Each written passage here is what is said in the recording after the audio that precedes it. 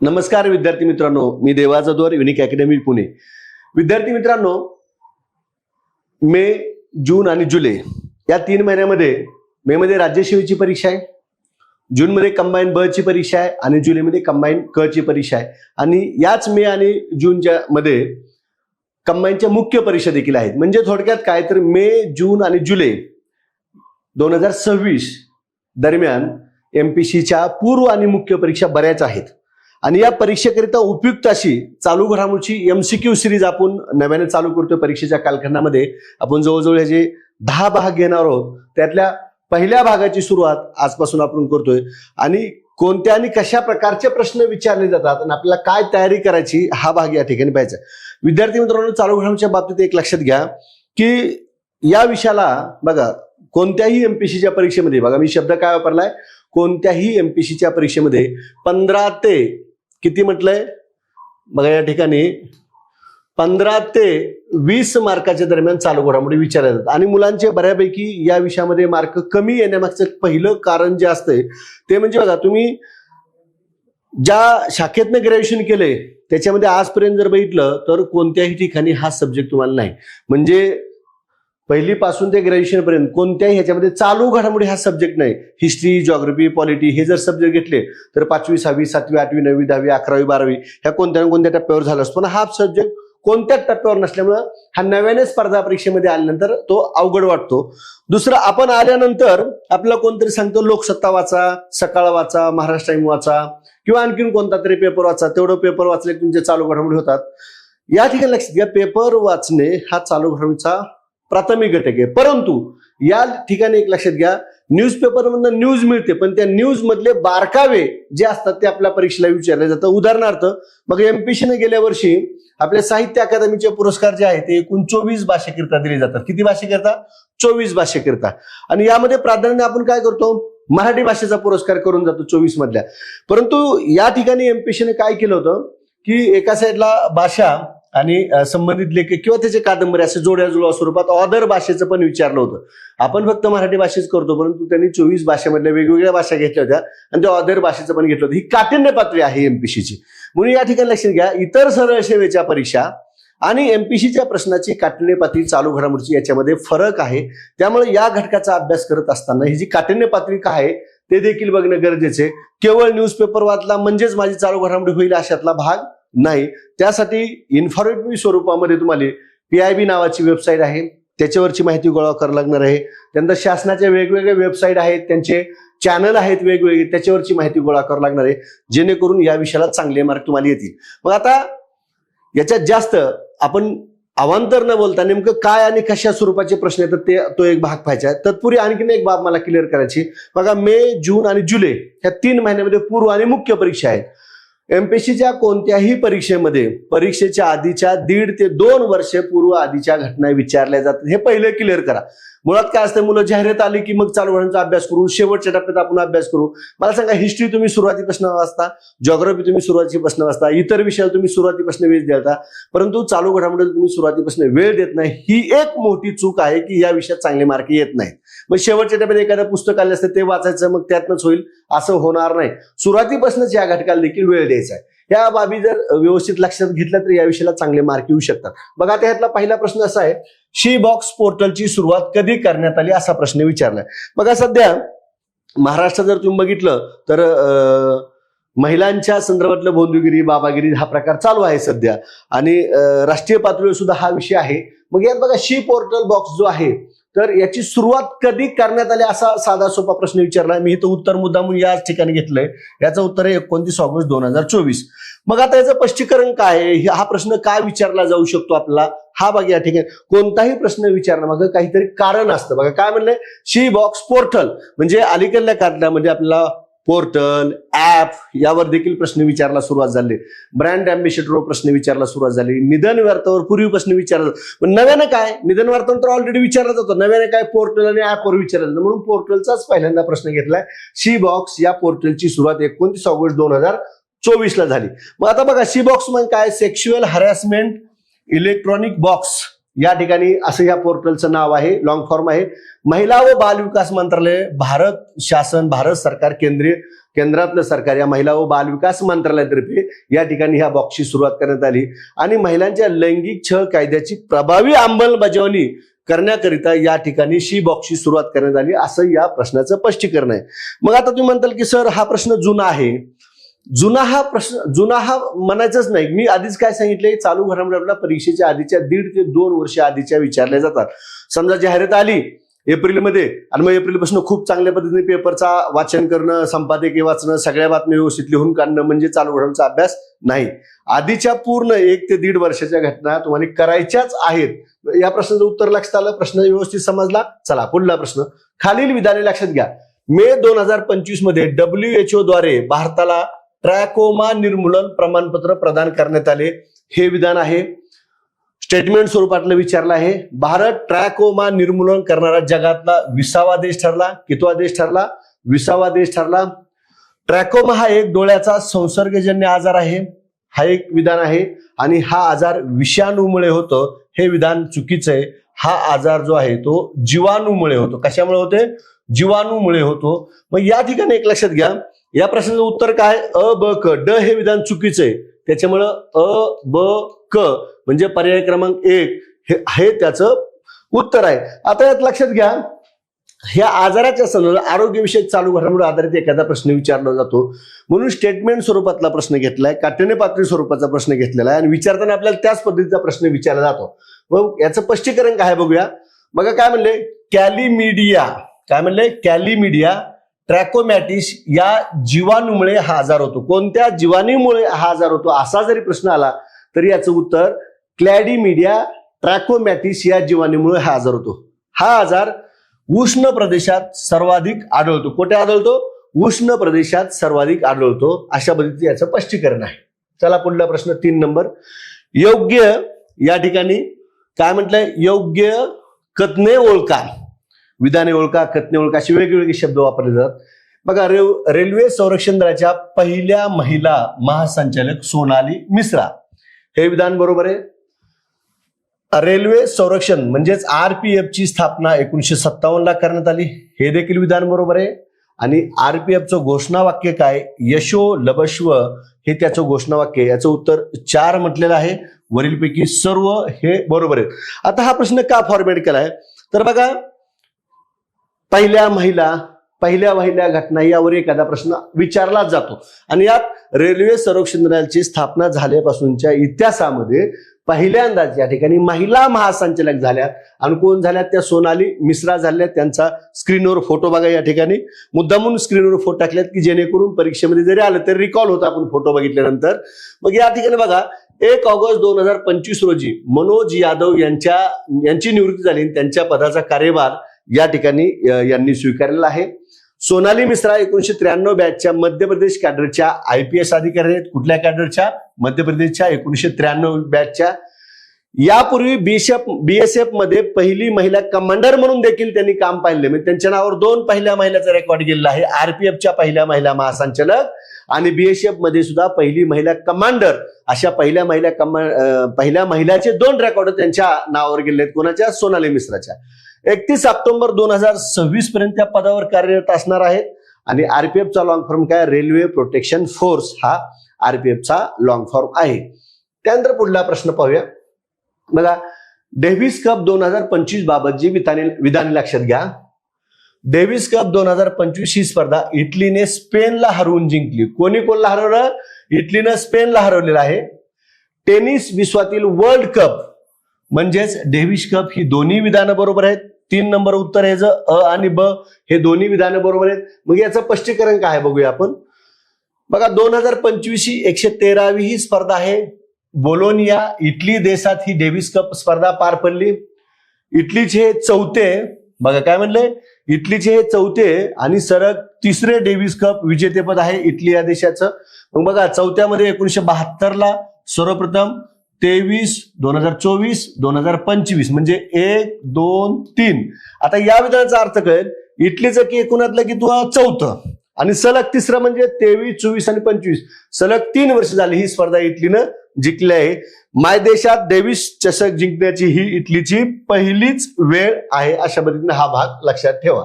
चला पुढला प्रश्न, ज्यावर हमखास येणाऱ्या 2026च्या परीक्षेमध्ये, आता हाच प्रश्न येईल किंवा हीच विधान येतील अशातला भाग नाही, पण याच टॉपिकवर प्रश्न येणार. कोणत्या?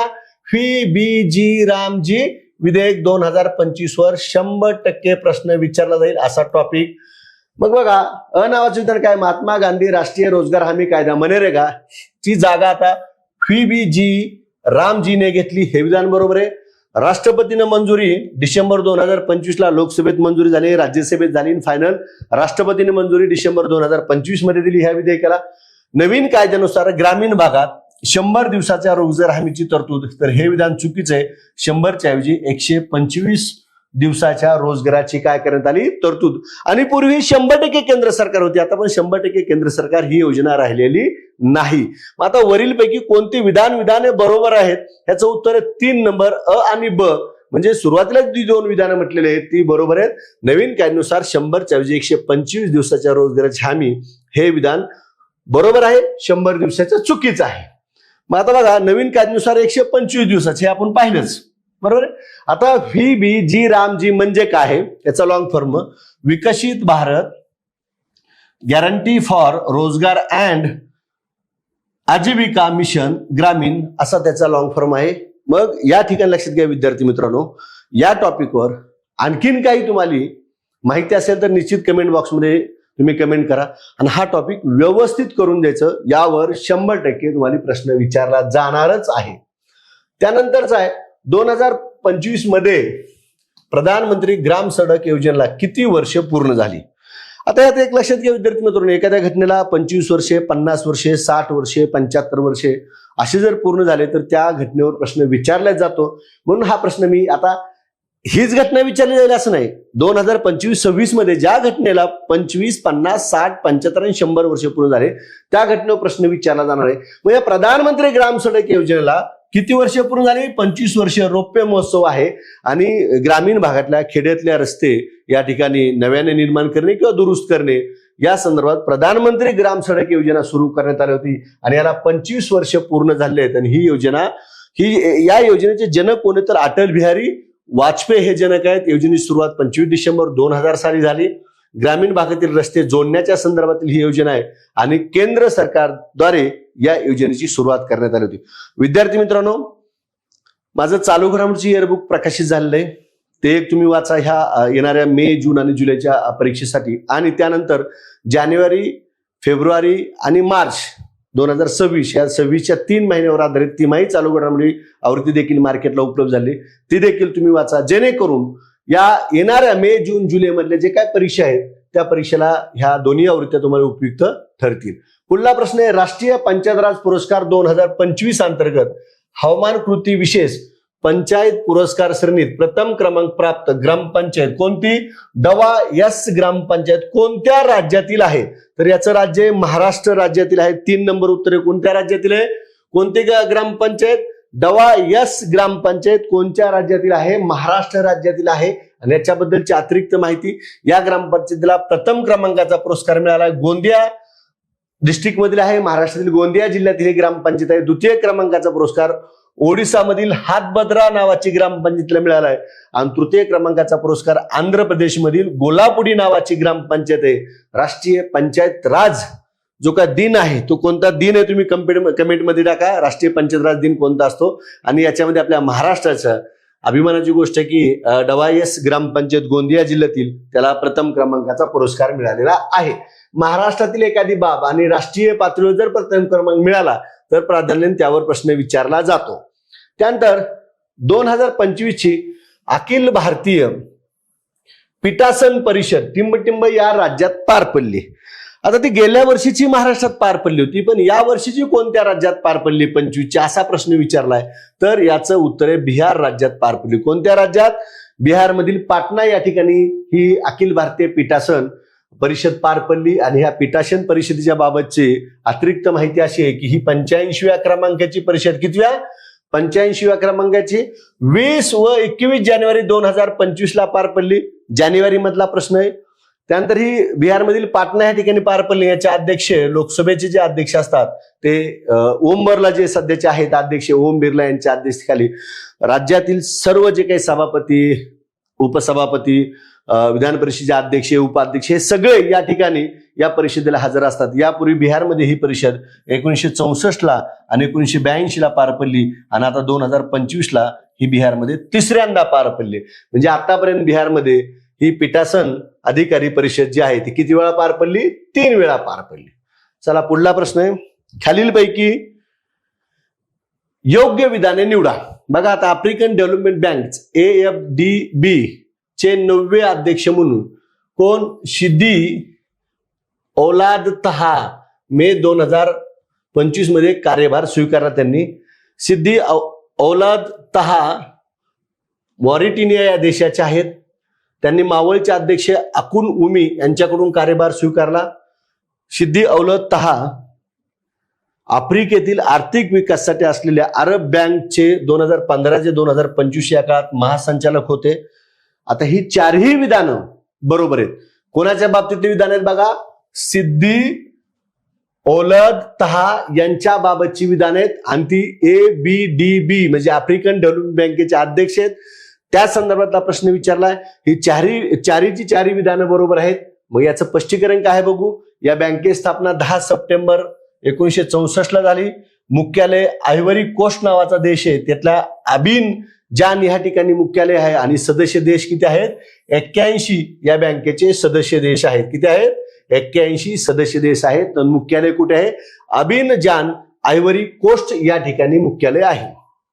त्यानंतर बघा खालीलपैकी योग्य खतने ओळखा. भारताने आंतरराष्ट्रीय प्रशासकीय विज्ञान संस्थेच्या अध्यक्ष पदाची निवडणूक जिंकली. भारताने ही निवडणूक जिंकली हे विधान बरोबर आहे. 2025 ते 2028 अध्यक्ष पदासाठी भारतीय उमेदवार फी म्हणजेच कोण? ओरुगती श्रीनिवासन यांची निवड झाली. हे देखील विधान बरोबर आहे. मग याचं उत्तर काय? अ आणि ब हे दोन्ही विधान बरोबर आहेत.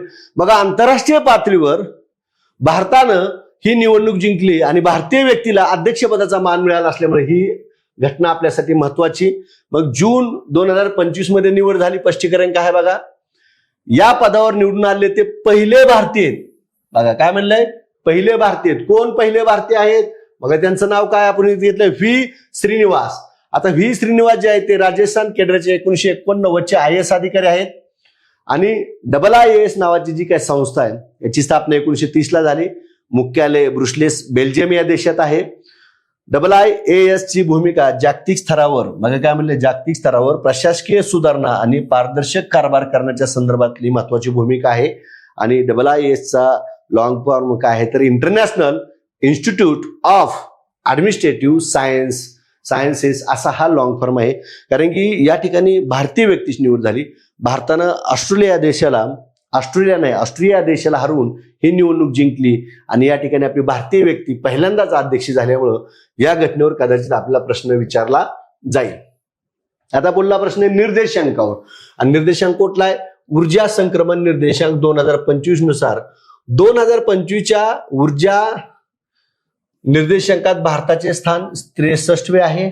हा निर्देशांक जागतिक आर्थिक मंचाद्वारे प्रकाशित केला जातो. आता यात काय म्हटलंय तर विधाने बरोबर आहेत असं म्हटलेलं आहे. ह्यातलं फक्त ब नावाचं विधान बरोबर आहे. अ नावाचं विधान चुकीचं आहे. 63वे स्थान नाही तर या ठिकाणी भारताचं जे स्थान आहे तर या ठिकाणी 71वे स्थान आहे. कितवं? 71वा क्रमांक आहे 2025च्या ऊर्जा संक्रमण निर्देशांकामध्ये. गेल्या वर्षी तो 63वा होता. पहिला क्रमांक या निर्देशांकामध्ये स्वीडनचा आहे. शेवटचा क्रमांक हा कांगो देशाचा आहे आणि भारताचा स्कोर 60.4 आहे. अशा पद्धतीनं निर्देशांकावरचा एखादा प्रश्न असतो तो लक्षात ठेवणं अपेक्षित आहे. बघा हा निर्देशांक 3 मुख्य निकषांवर आधारित आहे. 3 मुख्य निर्देशांक ऊर्जा सुरक्षा पहिला आहे, ऊर्जा समानता दुसरा आहे आणि पर्यावरणीय शाश्वतता हा तिसरा निर्देशांक आहे. म्हणजे निकष आहेत. निर्देशांक म्हणण्यापेक्षा हे 3 निकष आहेत. चला 12 नंबरचा प्रश्न. स्टील अथॉरिटी ऑफ इंडियाच्या म्हणजे सेलच्या कार्यालयाचे जुलै 2025 मध्ये परदेशात कुठे उद्घाटन करण्यात आले? दुबईमध्ये उद्घाटन करण्यात आले स्टील अथॉरिटी ऑफ इंडियाचं. आणि हे उद्घाटन करण्यासाठी आपल्या केंद्रीय पोलाद मंत्री SD कुमारस्वामी यांच्या हस्ते उद्घाटन केलं. दुबई या ठिकाणी म्हणजे संयुक्त अरब अमिरातीमध्ये या ठिकाणी उद्घाटन करण्यात आलं. 2010ला ह्या सेलला महारत्नचा दर्जा मिळालेला आहे आणि स्थापना 1954ला झाली. नवी दिल्ली या ठिकाणी या सेलचं मुख्यालय आहे. भारताची सर्वात मोठी सरकारी पोलाद उत्पादक कंपनी म्हणजे कुठली आहे? सेल आहे. चला पुढला प्रश्न आता पहिल्या घटनेवर आधारित आहे. भारतातील पहिले कृषी ड्रोन स्वदेशीकरण केंद्र बघा, पहिले कृषी ड्रोन स्वदेशीकरण केंद्र कोणत्या ठिकाणी? तर चेन्नई या ठिकाणी. कुठल्या ठिकाणी आहे? चेन्नई या ठिकाणी स्थापन करण्यात आलं. पहिल्या घटनेवर आधारित प्रश्न आहे. स्पष्टीकरण काय बघा, 14 जून 2025ला याचं उद्घाटन करण्यात आलं. केंद्रीय ग्रामविकास मंत्री कमलेश पासवान यांच्या हस्ते ते करण्यात आलं. हे केंद्र गरुड एरोस्पेस या ड्रोन कंपनीद्वारे उभारण्यात आलं. इथं प्रश्न येईल, जे काय पहिलं बघा, कोणतं पहिलं कृषी ड्रोन स्वदेशीकरण केंद्र जे आहे ते कोणत्या ड्रोन कंपनीद्वारे करण्यात आलं, उभारण्यात आलं? तर गरुड एरोस्पेसद्वारे उभारण्यात आलं. आणि उद्देश काय? ड्रोन तंत्रज्ञान भारताला स्वावलंबी बनवण्याच्या संदर्भातलं हे पहिलं ड्रोन स्वदेशीकरण केंद्र चेन्नई या ठिकाणी स्थापन करण्यात आलेलं आहे. त्यानंतर बघा, एखादा प्रश्न ऑपरेशनवर असतो. हे मी प्रश्न घेत असताना 20 प्रश्न घेत असताना प्रत्येक विभागावरचा, भागावरचा, घटनेवरचा वेगवेगळा प्रश्न घेतलाय. ऑपरेशन सिक्युअर कोणाद्वारे राबविण्यात आले? तर इंटरपोलद्वारे राबवण्यात आलेलं आहे. तर जे काही वेगवेगळे ऑपरेशन असतात 25 मध्ये आणि 26 मध्ये घडलेले, हे सगळे ऑपरेशन तुम्ही करायचे. मी त्या दर महिन्याच्या मंथली करंट अफेअर्सचे व्हिडिओ तुम्ही बघतच असाल. मंथली करंट अफेअर्स बाय देवाचा जोर टाकले की व्हिडिओ युट्यूबला येतात. युनिक अकॅडमीच्या युट्यूब चॅनलवर ते व्हिडिओ आहेत. तर त्यामध्ये दर महिन्याचे जे काही त्या महिन्यात ऑपरेशन घडलेले आहेत मी सगळे घेतले, ते व्यवस्थित एकदा व्हिडिओमध्ये किंवा पुस्तकातून तुम्ही वाचून घ्या. मग यात ऑपरेशन सिक्युअर इंटरपोलने राबवले, कोणाद्वारे राबवले असा प्रश्न विचारला. इंटरपोलनं 3 नंबर उत्तर आहे. याचं स्पष्टीकरण काय बघा, सायबर गुन्ह्याचा सामना, जगभरातील सायबर गुन्ह्याच्या प्रमाणात जे काही वाढ होत चाललंय त्या सायबर गुन्ह्याचा सामना करण्यासाठी ऑपरेशन राबवण्यात आलं. ऑनलाईन सुरक्षेशी संबंधित असलेले हे ऑपरेशन आहे. त्यानंतर अहमदाबाद विमान घटना झाली. महाराष्ट्राचे कार्यक्षम उपमुख्यमंत्री जे सर्वाधिक 6 वेळा झाले, देशात त्यांचा विक्रम सर्वाधिक वेळा उपमुख्यमंत्री होण्याचा, त्यांचं विमान अपघातात निधन झालं. जूनमध्ये अहमदाबादमध्ये देखील विमान अपघात झालं. आणि आता या ठिकाणी 26 मध्ये अजितदादा पवार यांचं देखील विमान अपघातात निधन झालं. तर ह्या ब्लॅक बॉक्सच्या संदर्भातील, मग विमान अपघात झाल्यानंतर हा ब्लॅक बॉक्स काय असतो याच्यावर मध्यंतरीच्या कालखंडात प्रश्न येऊन गेलेत. MPSC मध्ये येणाऱ्या कालखंडात, आतापर्यंत आलेला नाही परंतु येणाऱ्या कालखंडात कदाचित प्रश्न विचारला जाईल. मग काय बघा, विमान अपघाताच्या कारणाचा शोध घेण्यासाठी ब्लॅक बॉक्स महत्वाचा ठरतो, जो विमानामध्येच असतो. ब्लॅक बॉक्सचा कलर केसरी असतो. आता ब्लॅक बॉक्समुळे अनेक लोकांना वाटेल की तो काळ्या कलरचा असतो, पण तो ब्लॅक बॉक्स काळ्या कलरचा नसतो, तो केसरी कलरचा असतो. वर्ग 3च्या काही परीक्षेत त्याच्यावर प्रश्न विचारलाय. हा ब्लॅक बॉक्स अल्युमिनियम पासून बनवलेला असतो, हे विधान चुकीचं आहे. तर तो कशापासून बनवलेला असतो हे आपण स्पष्टीकरणामध्ये पाहूया. म्हणजे विमान अपघाताचा शोध घेण्यासाठी ब्लॅक बॉक्स महत्वाचं ठरतो, हे विधान बरोबर आहे. ब्लॅक बॉक्सचा कलर केसरी असतो, काळा नसतो तर केसरी असतो, हे विधान बरोबर आहे. आणि हा ब्लॅक बॉक्स अल्युमिनियम पासून बनलेला असतो, हे विधान चुकीचं आहे. मग कशापासून बनलेला असतो? ब्लॅक बॉक्स टायटॅनियम धातूपासून बनवलेला असतो, हे महत्वाचं आहे. आणि 3400 तापमान सहन करण्याची क्षमता असते. विमान पडल्यानंतर, अपघात झाल्यानंतर उष्ण असते, त्या ठिकाणी जाळ लागलेला असतो. अशा वेळेस सुद्धा तो ब्लॅक बॉक्स सुरक्षित राहतो. 3400 तापमान सहन करण्याची त्याची ताकद असते. त्यामुळे येणाऱ्या कालखंडामध्ये कदाचित आपल्याला ब्लॅक बॉक्सवर प्रश्न विचारला जाईल. त्यानंतर राष्ट्रीय सार्वजनिक सहकार्य आणि बाल विकास संस्थेचे बदललेले नाव सांगा. NIPCC चे बदललेले नाव सांगा. तर बघा, राष्ट्रीय सार्वजनिक सहकार्य आणि बाल विकास संस्थेचे NIPCC चे बदललेले नाव आहे सावित्रीबाई फुले राष्ट्रीय महिला आणि बाल विकास संस्था. जे वेगवेगळे केंद्र सरकारने 2014 पासून नावं बदललीत, त्याच्यामध्ये 2025 मध्ये या संस्थेचं नाव बदललंय. आणि आपल्यासाठी अभिमानाची गोष्ट आहे, सावित्रीबाई फुले राष्ट्रीय महिला आणि बाल शिक्षण संस्था असं सावित्रीबाई फुले यांचं नाव दिलेलं आहे या संस्थेला. म्हणून कदाचित आपल्या या संस्थेवर प्रश्न विचारला जाईल. तर यात बघा, जुलै 2025 मध्ये हे नाव बदललेलं आहे. 28 फेब्रुवारी 1966 या संस्थेची स्थापना करण्यात आली. ही संस्था स्क्रीनवर बघा त्या फोटोमध्ये. तर ही नवी दिल्लीमध्ये आहे. नवीन प्रादेशिक केंद्र म्हणजे याचं प्रादेशिक केंद्र कोणते? बेंगलोरला आहे, गुवाहाटीला आहे, लखनौला आहे, इंदोरला आहे, मोहालीला आहे आणि रांचीला. आता इथं नवीन हा शब्द का टाकला आहे? तर ऑलरेडी बेंगलुरू, गुवाहाटी, लखनौ, इंदूर, मोहालीला ही केंद्र आहेत. पण रांचीला ज्यावेळेस नाव बदललं त्याच वेळेस रांची येते. जुलै 2025 मध्ये त्या रांची या ठिकाणी हे प्रादेशिक केंद्र चालू करण्यात आले ह्या संस्थेचं. त्यामुळं नवीन प्रादेशिक केंद्र किती झाली बघा आता, म्हणजे सगळी टोटल किती झाली? 1, 2, 3, 4, 5 आणि 6. तुम्हाला जर प्रश्न आला, प्रश्न काय येईल तर या ठिकाणी बघा, सावित्रीबाई फुले राष्ट्रीय महिला आणि बाल विकास संस्थेची प्रादेशिक केंद्र किती आहेत? 6 आहेत. आणि कोणत्या ठिकाणी आहे किंवा नाही असा प्रश्न आला तर ती 6 स्क्रीनवर तुमच्या समोर आहेत. आणि नव्याने कोणत्या ठिकाणी सुरू करण्यात आलं, कोणत्या राज्यात सुरू करण्यात आलं, कोणत्या ठिकाणी सुरू करण्यात आलं तर रांची या ठिकाणी सुरू करण्यात आलेलं आहे. पुन्हा आहे, जगातील पहिले ऊर्जा संरक्षण उद्यान कोणत्या देशात स्थापन करण्यात आले? तर भारत या देशात स्थापन करण्यात आले. जगातील पहिले, बघा काय म्हणलं, जगातील पहिलं ऊर्जा संरक्षण उद्यान भारतामध्ये या ठिकाणी कोणत्या ठिकाणी? हैदराबाद या ठिकाणी. त्याचं नाव आहे बाबूजी बनम, कान्हा शांती बनम, बाबूजी बनम, हैदराबाद तेलंगणा या ठिकाणी. हे उद्यान श्री रामचंद्र मिशनचे संस्थापक पूज्य बाबूजी महाराज यांच्या 125व्या जयंतीनिमित्त हैदराबादमध्ये स्थापन करण्यात आलं. आणि 30 एप्रिल 2025 ला याचं उद्घाटन करण्यात आलं. हे उद्यान भारत सरकारच्या संस्कृती मंत्रालय आणि हार्टफुलनेस इन्स्टिट्यूट यांच्या संयुक्त विद्यमानानं जगातलं पहिलं ऊर्जा संरक्षण उद्यान जे आहे भारतातील हैदराबाद, तेलंगणा या राज्यामध्ये हैदराबाद या ठिकाणी सुरू करण्यात आलेला आहे. त्यानंतर 18वा प्रश्न, केंद्रीय शिक्षण मंत्रालयाद्वारे कोचिंग सेंटरवरील विद्यार्थ्यांचे अवलंबित्व कमी करण्यासाठी उपाययोजनाची शिफारस करण्यासाठी टिंबटिंब यांच्या अध्यक्षतेखाली समिती नेमण्यात झाली. विनीत जोशी यांच्या अध्यक्षतेखाली समिती नेमण्यात आली. एखादा प्रश्न समित्यावर असतो. बघा मी सुरुवातीलाच काय सांगितलं व्हिडिओमध्ये, आपल्याला 15 ते 20 प्रश्न हे चालू घडामोडींचे विचारले जातात. वेगवेगळ्या घटनेवरचे, वेगवेगळ्या भागावरचे प्रश्न विचारले जातात. एकाच भागावरती असतील अशातला भाग नाही. तर समित्यावर देखील एखादा प्रश्न होतो. विनीत जोशी यांच्या अध्यक्षतेखाली ह्या केंद्रीय शिक्षण मंत्रालयाने कोचिंग सेंटरच्या संदर्भात ही समिती नेमली आहे. आता इतर जी नाव आहेत त्याच्यामध्ये बघा काय, गोविंद मोहन, शील नागू, सुरजित बल्ला, त्या कशा समित्यात हे मी स्पष्टीकरणात घेतलंय. आता गोविंद मोहन अहमदाबाद एअर इंडिया विमान दुर्घटना, शील नागू यशवंत वर्मा गैरवर्तणूक चौकशीच्या संदर्भात आणि सुरजित बल्ला कौटुंबिक उत्पन्न सर्वेक्षणच्या संदर्भात ही समिती नेमण्यात आली होती. त्यानंतर सेकंड लाख प्रश्न आहे, bring it on the incredible story of my life हे आत्मचरित्र कोणाचे आहे? तर दीपा मलिक, जे काही पॅरा ॲथलेटिक्स आहेत त्यांचे हे आत्मचरित्र. एखादा प्रश्न पुस्तकावर असतो म्हणून हा पुस्तकावरचा प्रश्न घेतलेला आहे. तर पॅरा ॲथलीट आहे प्रकाशक हार्पर कॉलिन्स इंडिया. दुसरे पुस्तक इंडिया पॅरालिम्पिक हे देखील पुस्तक आहे. तर नव्यानेच ब्रिंग इट ऑन हे पुस्तक प्रकाशित झाले म्हणून हे पुस्तकावरचा हा प्रश्न घेतलेला आहे. शेवटचा प्रश्न, 2026चा पद्मश्री पुरस्कार प्राप्त डॉक्टर श्रीरंग देवबा लाड खालीलपैकी कोणत्या जिल्ह्यातील आहेत? तर ते परभणी जिल्ह्यातील आहेत. आणि श्रीरंग लाड यांचं कार्य काय आहे? तर बघा, ज्येष्ठ प्रगतशील शेतकरी आहेत, कृषी तज्ज्ञ आहेत. कापूस उत्पादनातील संशोधनासाठी ते मोलाचे आहेत. कापूस उत्पन्नात त्यांचे लाड तंत्रज्ञान अतिशय प्रसिद्ध आहे. आणि वसंतराव नाईक मराठवाडा कृषी विद्यापीठ त्यांना डॉक्टर ऑफ सायन्स ही मानद पदवी देण्यात आली आहे.